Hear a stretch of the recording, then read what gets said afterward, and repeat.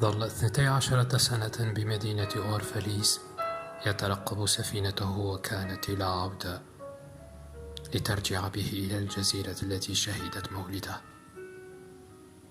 وفي السنة 12 في 7 من أيلول شهر الحصاد ارتقى المصطفى التل فيما وراء أسوار المدينة، ورمى ببصره إلى البحر، فلمح سفينته تأتي مع الغمام، وهنا انفرج شغف قلبه وطارت فرحته بعيدا حتى رفت على البحر.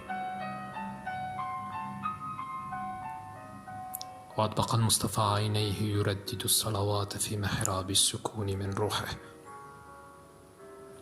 وحين هبط التل لفته غمامة حزن، فراح يحدث نفسه: أن لي أن أمضي مطمئنا خالي البال من الأشجان، لن أبرح هذه المدينة إلا وفي الروح جروح. طويلة كانت أيام ألمي بين أسوارها، وطويلة كانت ليالي وحدتي فيها، ومن ذا يستطيع أن ينفصل عن ألمه ووحدته غير آسف؟ ليس ما أنزعه اليوم ثوبا، بل جلدي أمزقه بيدي هاتين.